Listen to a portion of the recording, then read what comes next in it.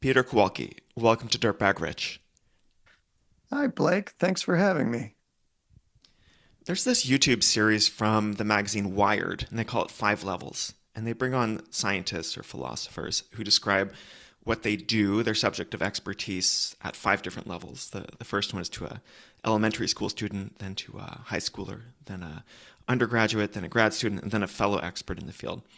And your life is so interesting that I want to go on a similar journey. Maybe not through five levels, but at least through multiple levels. And it will begin here. How would you explain your life to a 10-year-old? I help people have good marriages, and I travel around the world doing it. That's great. Let's just go to the next one. How would you explain it to like a curious, sharp teenager who is kind of like, Hmm. who is this guy and what's he all about? I go around the world, um, meeting new people, and I help them have good relationships. It's probably pretty similar, actually, for the 10-year-old and the precocious teen, quite honestly. That's probably what I tell the 50-year-old too, Blake. All right, let's say there's a somewhat combative 20-year-old who's asking you and is starting to ask questions like, okay, but you just travel around the world all the time, so you must be like wealthy and you just help people with their relationships, so you're like a therapist? They want more details. Fill in the I gaps hear here. you. Yeah, well, so basically, yeah, I've always been interested in love and relationships. And so after being a magazine editor, I uh, decided I could be a baby Tony Robbins. And so I help people with that, with all those, basically getting them out of this, all these poor advice from memes and social media, and everybody has trouble with relationships. And one of the things that makes me interesting is I'm very global. And so I travel all over the world, and I do it very cheaply, because if you don't jet set a new location every day, you can actually save costs by traveling. And I live really simply. So, yeah, actually, I'm anything but rich. I just, mind my eyes and cross my T's a little bit more. So how do you actually make money?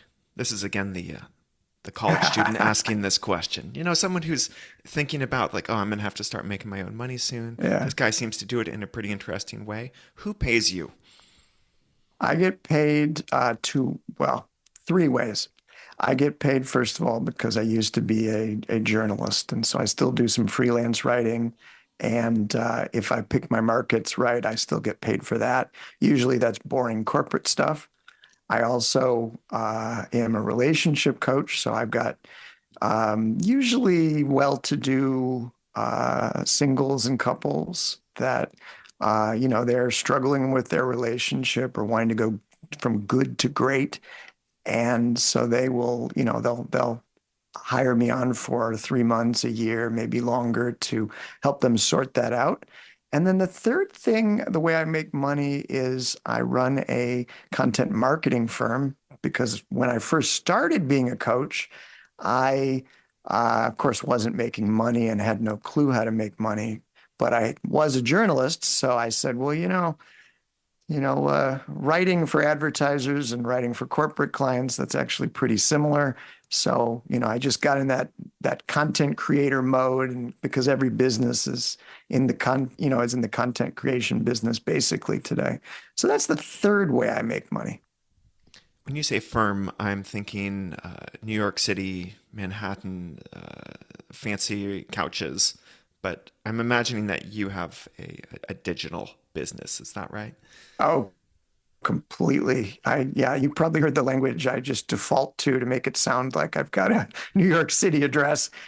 Yeah, it's me and a bunch of freelancers basically that I have on speed dial, and so it's just a bunch of me's basically. And so I do that all over the world. I'll be writing from bank. Some of my clients know that I'm all over, so they'll be like, "Where in the world are you today?" Help me know what time zone we're interacting on here. And can you talk a little bit more about how much money these three different income streams earn? Maybe you could talk about historical averages or peaks or the current situation.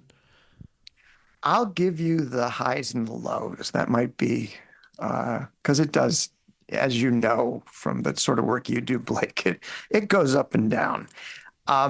Some years I make as low as maybe $9,000 a year. And before the pandemic, when things were actually quite good, it was closer to 200,000. And because I live very simply and I don't use the money for myself anyway, with a little bit of smoothing, I can get away with running something closer to $9,000 and get through the day. So when I was earning a lot more, it was mostly gravy. Where are you right now, and where have you been living over the past number of years? At this moment, I'm in Bangkok, Thailand, on Sukhumvit, for those who've been to Bangkok. It is one of my home bases. Over the past few years, I've spent a lot of time in Africa, in Ethiopia, and Kenya.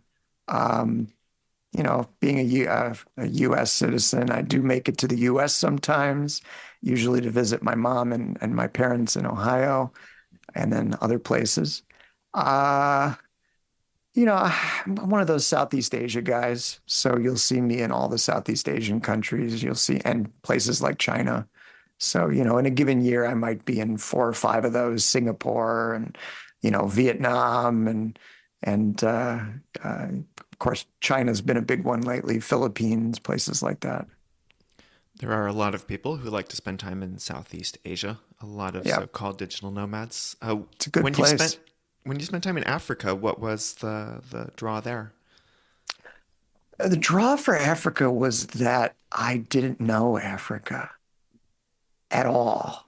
And I sort of have this theory, this way I look at the world. There's the home I know and the home I'm going to know. I really take the whole world as my home. And so, I didn't like the fact that Africa wasn't home yet. It was a future home, but I didn't really have a good sense for it. Didn't When I saw an African, I didn't feel at home the way that I do with like a Thai or a Chinese person or an American. So yeah, I first went in the name of full disclosure for a visa run. That was, of course, part of the calculus there, but it was also to make Africa home. And so I started in the safe countries, and honestly, still and mostly in the safe countries. So that meant Kenya and Uganda, and well, I don't know if Ethiopia is a safe country, but it's relatively safe. So at this point, Peter, I think a number of people listening might think, all right, American dude in Southeast Asia doing some online freelancing, online coaching. This is a pretty familiar story, but there's this whole Now you're going to layer. next level it, Next aren't level, we're going to level up Sure. because there's this next layer to your life. Here comes the grad student question. Because you describe yourself as a monk, but you are not actually an ordained monk. Can you talk more about that? Yeah, I would love to be an ordained monk, but at the moment I'm not. So, yeah, I don't have a home, Blake. I haven't had a home for, I think, about 20 years now. And I have very few possessions. And I make it look like I'm a jet setting consultant sort of person. Some people might even think that. But reality is, I'm much closer to a monk and I have almost nothing. And again, why I can get away with $9,000 a year and spend.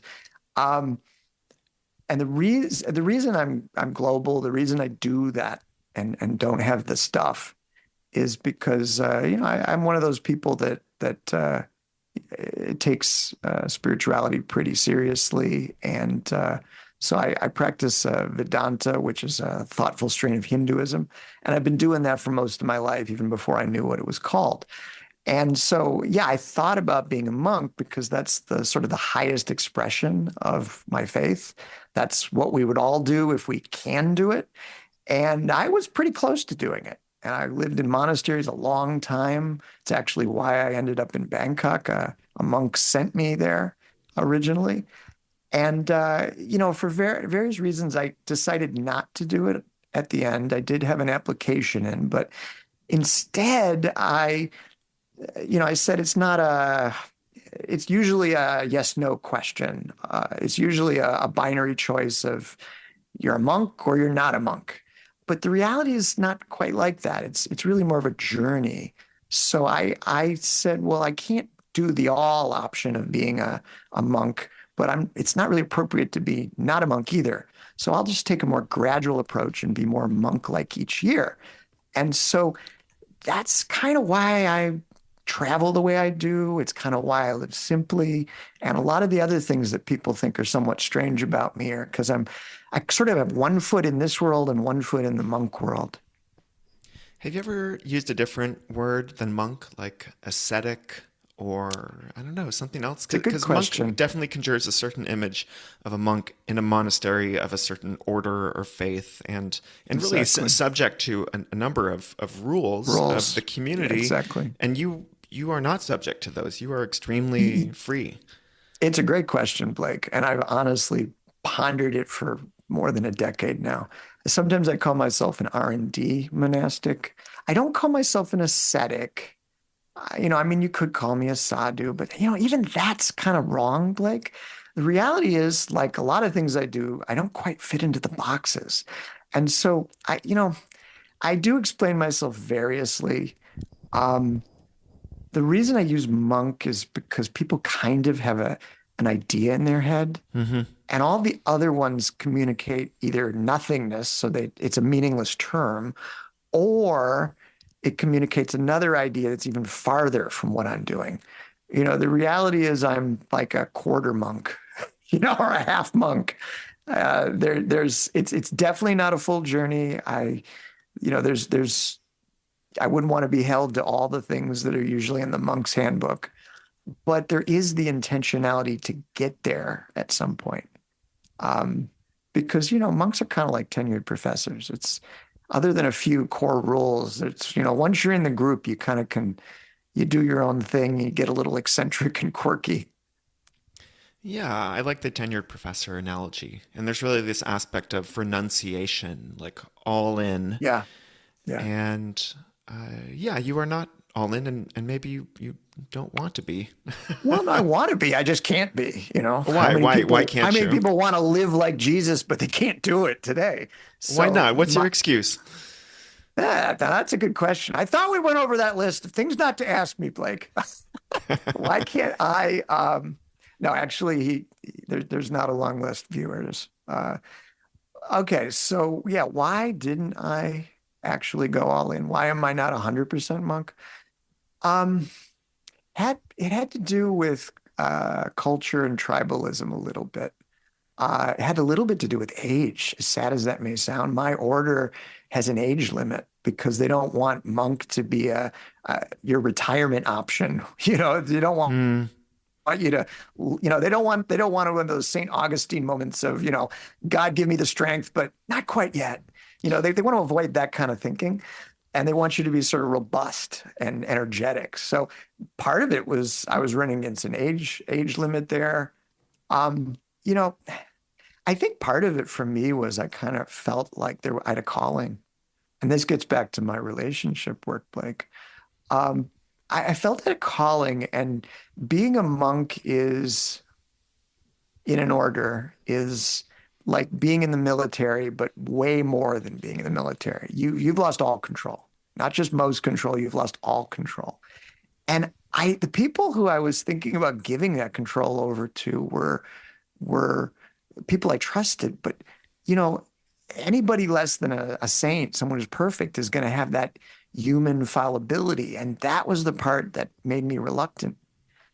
Because what if they didn't understand me enough? What if they didn't know how could be the best tool I could be for this world? And I had just no ability I had no say in that. And Hmm. so I did worry about that. And then there's other things like, being celibate I was toying with it, but that was still a question. Am I ready? Can I do this not just today or 5 years? Because I don't want to fail out of anything. I want to make sure that, with my order, if you do it, you do it. It's lifelong. Hmm. So yeah, there were some questions like that maybe even today I would have done it. But because there was this age limit, I kind of had to make a call at a certain time. And on some of those things, I wasn't quite sure I was quite ready for some of it. Hmm. Yeah, that must be the far end of the professor or the tenure analogy. If you're a tenured professor, you can leave, you still have savings, you can start a different kind of Exactly. life, and Yeah. you become a monk. Like you give everything away, you renounce. Sure, you can walk away, but starting over again is much more difficult. Yeah, I mean, and I'd still do that. But it's not that I couldn't start over. It was, because I don't have much now. I mean, to be honest, starting over isn't much different than where I'm at right now. But where if you're going to do something, you do it, you go all in, and you want to know you're going to succeed. It is kind of a not a good thing to be a monk and then leave. Mm.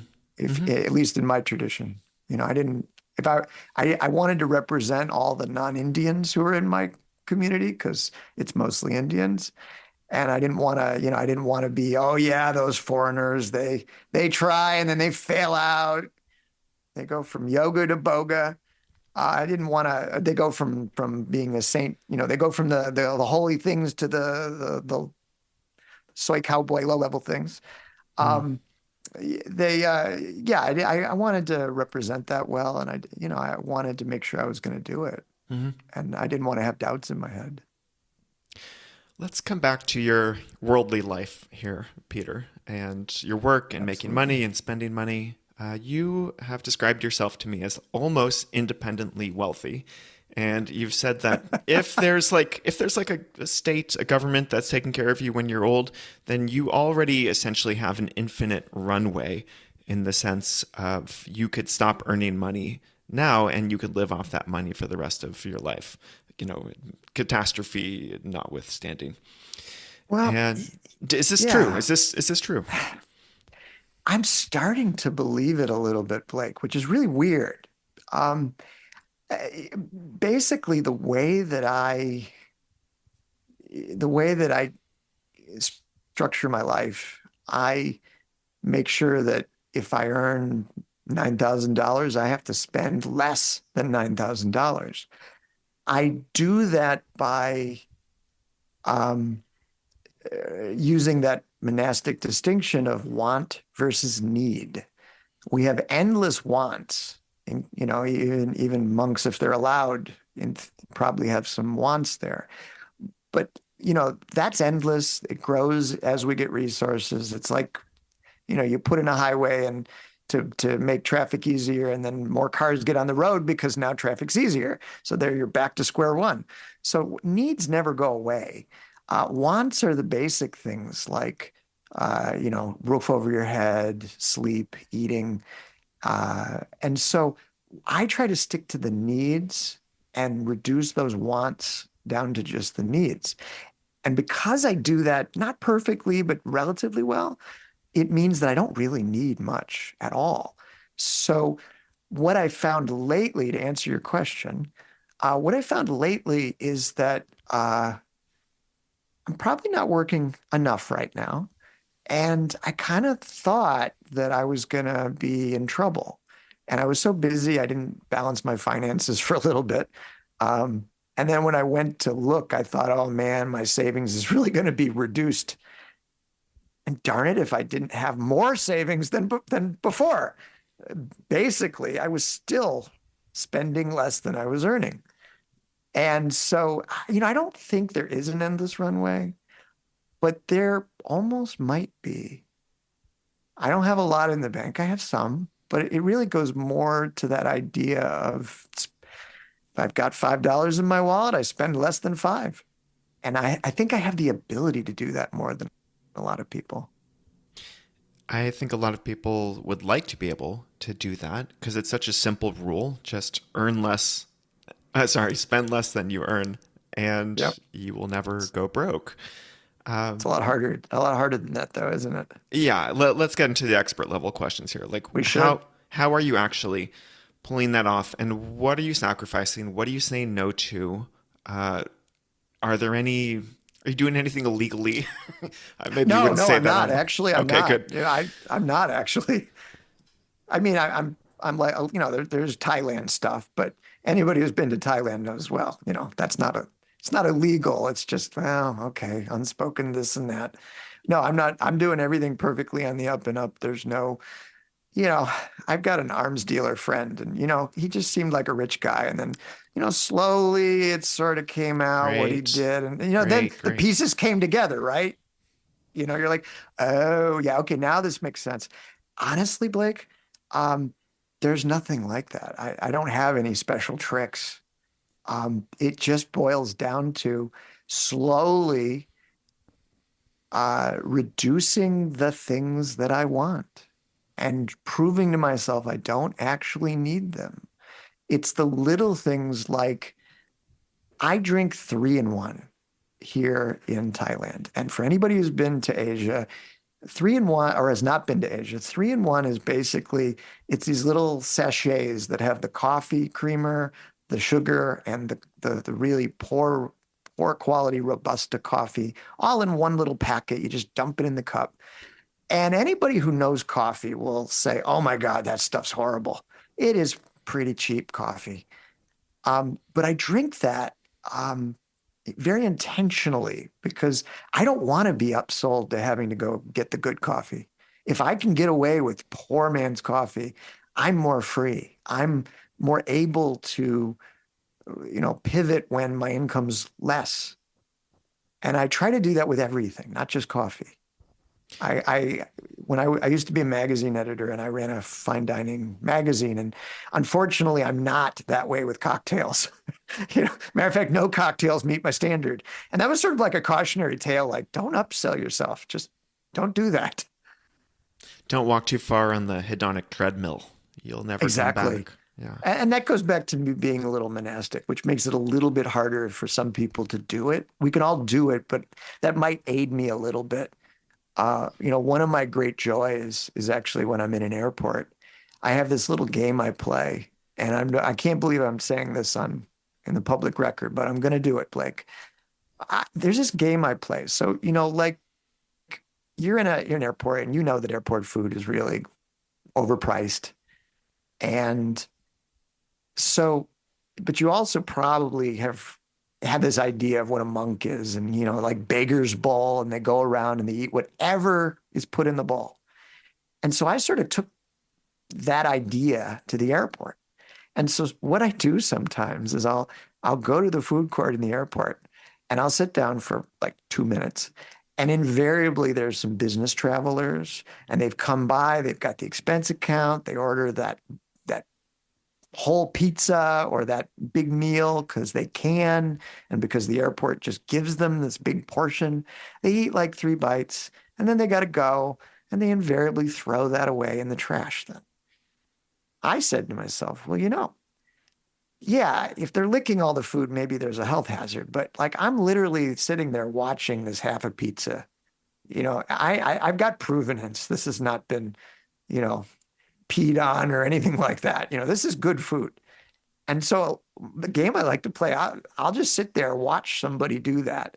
And then when they leave, I'll just walk over to their table and have my free meal. It's so monastic. It's so affordable. And honestly, that food tastes better to me. It's also pretty environmental too. Yeah, yeah, no waste, and the Yeah. sweet taste of not paying for a cheeseburger in an airport is hard I to even had one quantify. person, I even had one person who saw me. I went up to them as they were throwing it away and said, I can take that. And they were so appreciative, Blake, that they said, well, I actually got this package of apples that I don't want. Do you want those also? And I've got this granola bar. She like outfitted me because she was just like, oh, I'm so happy not to waste this food. So yeah, it worked out. It'd be nice if we could walk around with auras that indicate whether we're open to receiving food that would otherwise be thrown away. Maybe Right. that's an augmented reality thing that's going to come. So I'm on board with you, Peter. I've done that too. Most other people would say you're acting like a bum, and they would say, this is a grown man who is obsessed with thrift and just doesn't want to grow up, Peter Pan syndrome, and doesn't want to do the things Yeah. that you have to do to be a responsible adult in this world and really pay your own way. Like when you've run into this attitude, whether it's spoken or unspoken, how do you respond to it? Well, I do pay my own way. And honestly, I don't hear that question so much because, I do have enough, Blake, that people don't know that I don't spend money. They just don't know. When I spend money, it's usually when I'm having lunch with that friend and I look normal to them. They just don't know that I ordered light because I'm going home and eating the cheap stuff to supplement it. Um, I don't look poor, quite honestly. I don't think poor.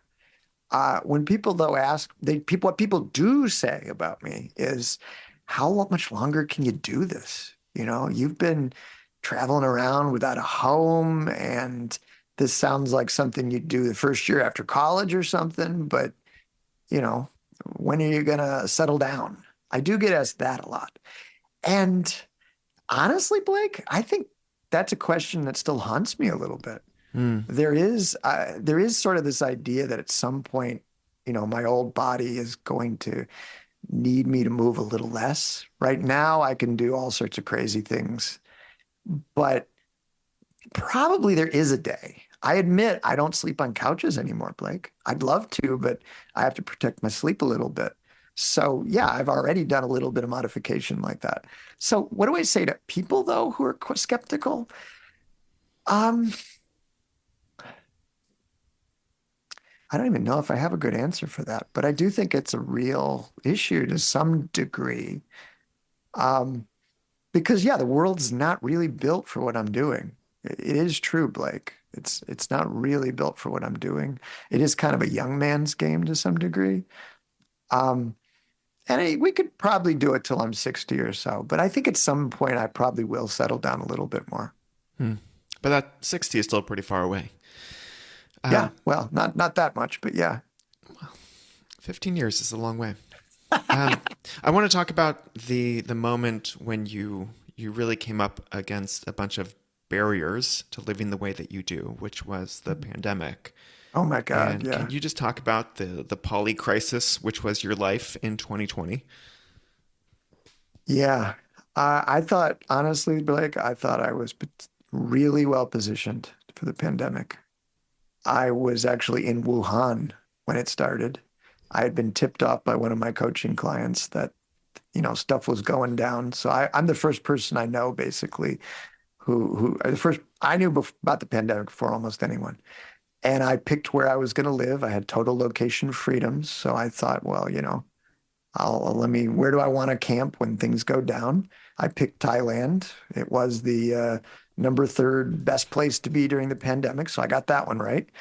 I had multiple income streams, corporate, consumer. I had that lined up. I don't need to spend money. I just went down the list, and I felt really in a good place.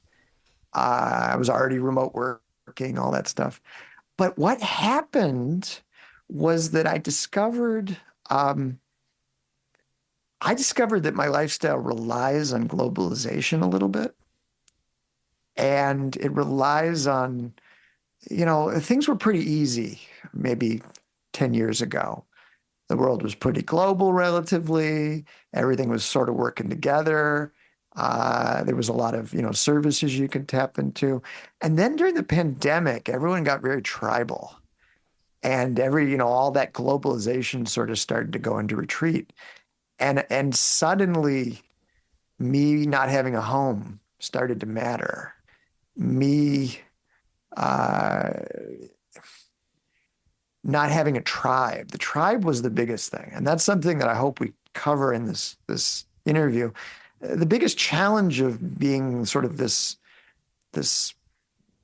wandering nomad for so long is the social. It's a huge issue. And I did it pretty well before the pandemic, but during the pandemic, everybody sort of reclused into their group. And by design, did not have a group. Everyone was my group, but nobody was my group. So I was sort of like between each group, which meant I was on the outside of every group. So when things got hard, I had like no help. And everyone during that time was like pushing their problems to somebody else because they were struggling. And they were all pushing it towards me.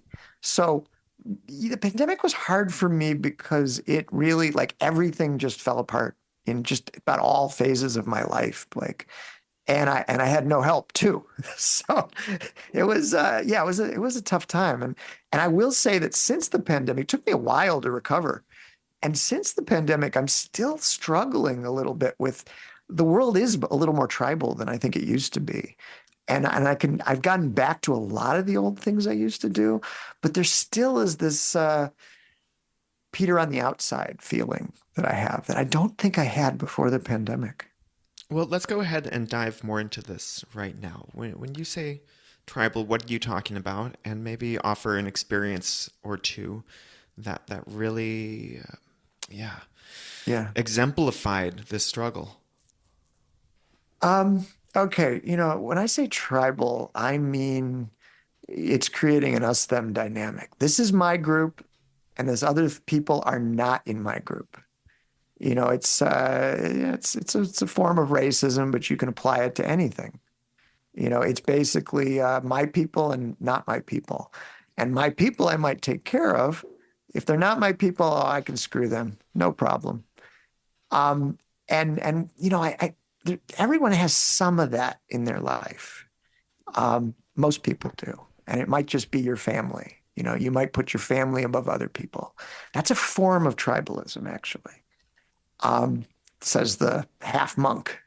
Um, and so, yeah, during the pandemic, there was, everybody was taking care of themselves a little more and their immediate family or their company. And so, I'm based on contractor relationships. So who was the first to get cut? It was me. I was always the first to go. Um, and I was getting it from all sides, from a corporate perspective. Everybody was passing problems on to me.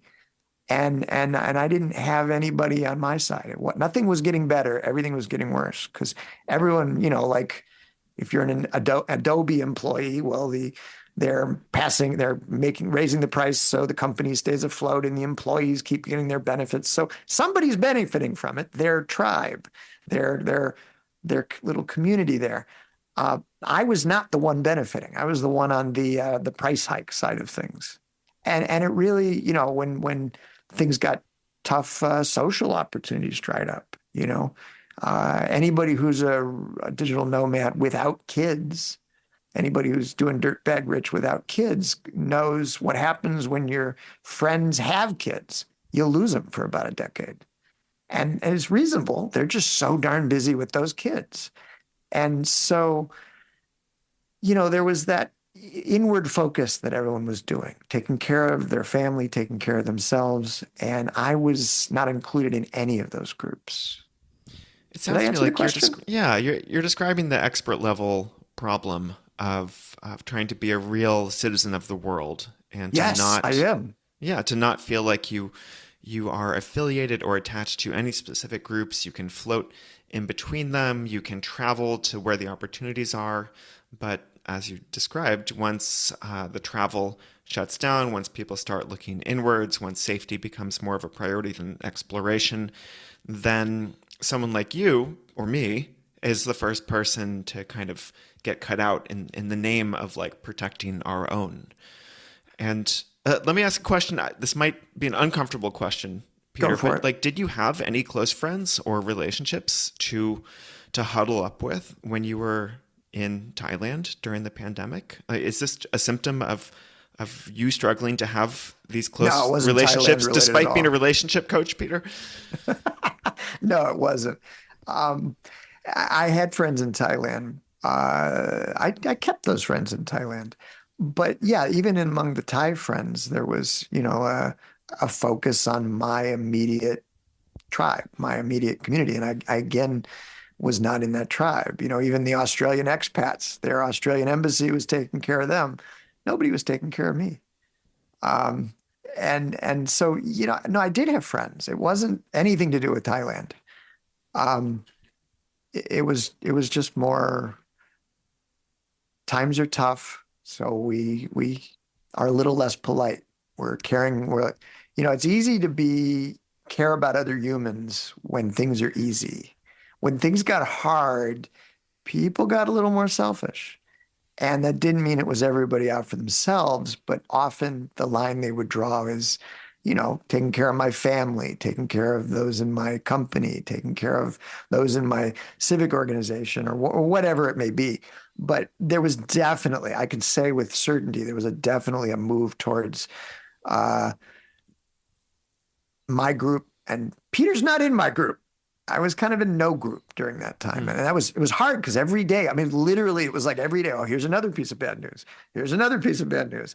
And so for about a year there, I think it was just like, hang on, just survive. And then afterwards, I took about a couple of years to pick it all back up, quite honestly.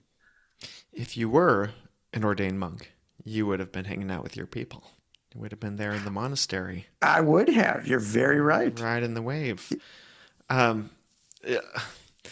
Listen, this sounds tough. I'm sorry. Yeah, it's in the past now, Blake, but it Okay. was a tough time. Okay. And it surprised me because I thought I was going to be sailing through it. Yeah. Let's talk about your relationship coaching because Go for it. there's kind of a paradox here. You've previously told me that you basically have no commitments and you're beholden to no one. You have this kind of ultimate version of Wild West cowboy freedom and the radical individualism in my mind, the Western United States. But you are also a relationship coach, and people actually voluntarily pay you large amounts of money to talk about helping their relationships. How does this add up? And where did you get your coaching expertise, your background? Well, maybe we'll build up to it. Why am I a coach? I'm the only person I know who at age 2 was trying to figure out what was the nature of love. My Indian friends say, well, it's got to be from a past life or something. I think it was just for one reason or another, I sort of focused on human relationships at a very early age, and I'm somewhat philosophical by nature. So, I was always focused on love and relationships and why are we here? And so, I sort of was that friend that you had who knew more about relationships and was good to ask advice from. And I didn't think I could make money off of it. So that's why I was a magazine editor in my first life.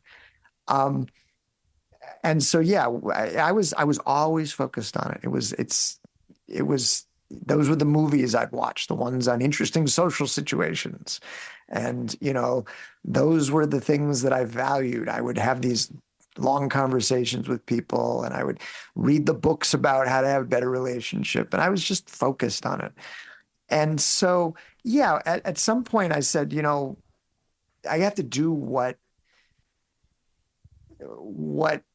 I'm most passionate about. And that was people and relationships. And I did think I had a lot of knowledge. And so I rounded it out a little bit with, coaching courses, and certifications. Uh, I started coaching people for free on relationships. And, it's sort of all built on itself. Um, so that was what, 15 years ago at this point. So it's been a number of years I've been doing it. Now, it is kind of, I wouldn't say a contradiction, but there is a challenge point with me having this monastic orientation and being a relationship coach. There is a little tension there, I admit, because that stereotype people have of monk life is, well, celibate monks. Maybe you're on a mountain somewhere all alone. And that's kind of the opposite of a romantic relationship there. Um, and so, yeah, there's a little tension in as much as I don't always today eat the dog food. I used to eat the dog food, but today I don't always eat the dog food. You'll have to explain that analogy. What do you mean? I love that you called it out because I totally didn't notice that one, Blake. What I mean is, um, I advise if I'm coaching somebody who's uh, in a, LGBTQ, all, if I'm coaching somebody in that community, that may not be me, but I can still help them. So I'm not necessarily doing the same things that my clients are going to be doing. So some of the things that I help people with in relationship, I'm used to do, and I don't do those things anymore because I'm in a sort of a different place. So that's a little bit of a tension at points, but I definitely had relationships and have definitely done pretty much most of the things that I help people with. So it's not too big of a thing. It just it can get a little weird at points, yeah. But where it helps actually is uh, I bring to bear a lot of religious ideas, which are just timeless truths, not just from my tradition, but from other traditions. So I think that sometimes the little je ne sais quoi, the little difference of my coaching is the fact that it's not based on pop psychology. It's not based on things that just things I've personally experienced. It's based on these like truths that are thousands of years old. And so I also use that sort of monastic side of me to advantage a little bit. Hmm. Who are some modern day relationship coaches who you look up to or maybe refer other people to? A non-relationship coach who's a coach, Marie Or just Forleo is a coach that I've always looked up to, broadly and had speaking, any the authors or chance to know a people little who bit. you Yeah. know speak out about this subject? Well, there's a lot of people with a lot of good ideas. I can't say there's like somebody I want to hang my hat on as like this is the guy. Uh, John Gottman, the Gottman Institute, they do some good work at points. Marie Forleo, when her B school and all that, she does some good work. I look to a lot of the saints. Even though I'm not Christian, I'm wearing a Christian cross right now because I do use Jesus as a model a lot. Um, there's a lot of saints that I could name check that you probably probably aren't worth name checking because they're a little obscure. But in a popular sense, I don't know if there's a lot. I don't have a lot of direct role models. Hmm. In some parts, I grew up around Tony Robbins, so of course there's a little bit of that. But I don't have a big role model community. It's more Hmm. like I take little parts from each Hmm. each each person, but it's Hmm. almost so small that role model is overselling it a little bit. I've often asked myself, why is that? Why don't I have these role models? I think it's just because, I didn't go to school until college, Blake, which I think is how we first got to know each other because It you've it of course done is. stuff in that space. And you know, the way that kind of worked for me was, if you imagine popular culture being the highway, and then, if you do something different, you get off the highway and take a side road. And then on the side road, you might take another side road and another side road. And you take so many side roads, eventually you're so far from the highway that you're in a place that's a little unusual. Now, anybody can get there, but most don't go there. And so I think that's actually a root of why I don't have as many good role models and just pieces here and there because there's not a lot of people doing what I do. Hmm. We're going to circle back to the unschooling connection, but just to stick with the relationship coaching Go for for it. now, is this where you derive your purpose from in a work sense? Like, is this where you feel like you're making some positive impact in the world? And Yeah, what are your other sources of that in your life? yeah. It's almost entirely through that because when I'm not doing it for money, I'm doing it for free, Blake. Everything that I care about is people and thus relationship work, basically. So, that is the purpose. That's the first thing and the only thing, quite honestly. So yeah, that's the purpose. That's where I draw my excitement from. And it doesn't have to be paid work, of course. It's nice when skin is in the game, when people have invested in it. So sometimes it being paid work is useful because people work at it with more intensity. But yeah, anytime we talk about love and relationships, that's to me the purpose. That's the thing. What about And the the other other work? work, Yeah, for money, it yeah, I get the feeling that there's not much purpose there. It's really just functional. totally. The most purpose I get from the other work, and honestly, it's going away like because of AI. It hasn't all gone away, but it's all going to go away because of AI. Um, and but yeah, that other work was there primarily to pay the bills for a while I got the coaching work, uh, paying for my way. And so yeah, there's not a lot of great meaning there. I can sometimes sneak it in. But yeah, that the writing work, the corporate writing work wasn't exactly the purpose work. I did leverage it for the purpose work indirectly, though, in as much as I would learn something and use it with the coaching work. So it kind of indirectly related to the purpose, but you totally nailed it that that's not the space I want to be in.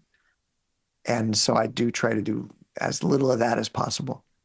But sometimes you have to pay the bills. So there's a little bit of that still. Well, I wonder if this is part of your quasi monk status and whether you felt like this was some sort of betrayal of your kind of broader spiritual path or journey to be doing kind of corporate copywriting work that you don't really believe in, even if it's Not very part against it. I'm time. not. I turned down the cannabis and the tobacco stuff. I'm still following my values here. Um, no, it's not because the real spiritual work is internal, quite honestly, and it's if it's directly dealing with love and relationships, that really easily hits what think is valuable. But the real spiritual work, you can do the spiritual stuff while you're doing the laundry. It really doesn't matter what you're doing. So I'm okay with doing the corporate work, but yeah, the stuff that makes a bigger impact, of course, you want to do that more. And I do it more, but I don't do it 100% of the time. I do want to push back a little bit here, Go Peter. for When it. you said it almost doesn't matter what you're doing. So how far can we take that? Like if you're doing corporate copywriting work and you're like, this is not great, but it's not really hurting anything. You referred to your fictional arms dealer friend in Thailand earlier. It You wasn't a know, fictional, but yes. oh my Okay. gosh, okay. But like, let's say you get into something like that, but you're like, but I still have a spiritual practice on the side, and so and it's all internal, anyways. It doesn't really matter what you're doing in the external world. I mean, isn't that kind of a big excuse and kind of well, you tell me. I hear you. There's a lot of people who believe that you have to, the social justice thing, and even monks who will, you know, rail against the system. And to some degree, I mean, do I have opinions on things? Absolutely. But all of it is a little bit of missing the point. So yeah, I of course have to do good and I want to help other people do good. But the reality is I'm not going to make the world good. When I help, I try to make the world good. But the real thing I'm doing is making myself good. Uh, and of course, if you're thinking of it that way, it becomes selfish and you kind of sabotage the whole effort. But when we step back to look at what I'm actually doing, it's sort of there's this famous religious book called the Bhagavad Gita, and it's basically this warrior goes into battle with relatives, and he's not so happy about that, and so he has a talk with God while he's running into battle. And one of the big ideas of that book was do your job and don't care what the results are. And this isn't a spiritual podcast, so I'm not going to go too deeply into it, but it yeah, it's I play my part and I let it fall where it falls. So yeah, I don't make my money killing people or doing bad things, but if the work isn't The if the work is corporate communication sometimes, that doesn't bother me. I'd Okay. like it to be the best work, but it doesn't bother me. No. I can Let's still do that with the right heart and the right intentionality. Thank you. Let's go back to the unschooling topic because when I entered the world of unschooling from my outside perspective, you were definitely someone who was very active. You were documenting the lives of grown unschoolers, making YouTube documentaries, and yeah, just talk a little bit more about growing up unschooled and how you believe that connects to where you've ended up. Oh, it really does too. Sometimes I forget it, but it really does. Yeah, I didn't go to school until university. And I was an unschooler, which meant that I directed my own education. I've been doing what I want to do since I was a little kid. It never stopped. I was never institutionalized. And so, yeah, when I was an unschooler at that time, there weren't as many of us. That's why the BBC interviewed me in the New York Times and CNN and a bunch of places. And I used to get written into books, and then after university and all that, I said, well, hey, there's something to say here. So my first career was actually being a homeschooling quote unquote expert, uh, which might have been a prelude to living simply, because as you probably know, Blake, you don't earn a lot of money in that community. So I made it work, but it wasn't exactly high living. And so, it really the the biggest thing that I took from unschooling, Blake, and which is very directly applicable to the life I live today, is I remember being like a 7-year-old in the middle of the day watching cartoons, and their commercial came on, and it said, "Don't be a fool, stay in school." It was a "Don't skip school" ad, and I sort of looked at myself, and I'm like, "Wait a minute, I'm not in school." But everybody says I'm doing well. And so like there was this dissonance between what society was telling me to do and what my community was saying I should do and what my eyes were saying was working. And that made me question things because I saw that the accepted truth isn't necessarily always correct. There could be exceptions, or there could just out and out be better ways of doing it. So that's maybe the biggest thing I took from my unschooling years was that sense of questioning everything and sometimes, you know, we being willing to experiment with some other ways of doing things that look promising. And, just sort of this knowledge that there might be another way to do things. And so that leads to the life I live today. I don't know anybody who's this sort of half monk thing that I am. I know very few people. I know some people who've thought about it, but I don't know many people that have actually done it. I know people who travel a lot, and I know people who do digital nomad life for a few years. I've been doing this a long time, Blake. I've been doing this for more than 20 years. And there's not as many of us who've been doing that one so long. And just a lot of the little things I do too, Blake. I'm always doing unusual things. And that comes from my unschooling. It comes from being willing to ask the questions and maybe try something different. And this is why parents are afraid of unschooling because they're like, my Yeah, kid's going to get off the highway and then start taking all these side paths and they're going to end up in Siberia or, it's legit. the It's middle of legit. And one Utah. of and one of the subjects in my documentary, which was about people who had unschooled who were now adults, was that he actually went to Siberia. So you're getting a little close to home here, Blake. Who went to Siberia? One of the subjects in my grown homeschooler documentary spent some time in Siberia. But no, it's legit criticism, I think, Blake. It really is. I I would argue that unschooling might make you happier, but I'm not going to say it makes you normal. It doesn't. It could. If you want to be normal, you still can. But I'm not so sure it necessarily leads in that direction. Yeah, it doesn't promise conventional success, but it does promise a greater chance of self actualization. Maybe I'd put it that way. Yeah. Yeah, I could say that too. It just allows you to do what you think is right. And, I know this podcast is going to come out months later than when we're recording it, but, politically, a lot of people are, you know, recognizing that being said, there might be another possible reality there. And it really, that's what unschooling does. It makes you go, well, is there another way to look at this? Is this actually true? Hmm. And it gave me the tools to test it and see. A lot of people think it, not everybody does it. Hmm. Last thing I want to talk about, Peter, are your famous Bangkok dinner parties. Word has come from multiple avenues.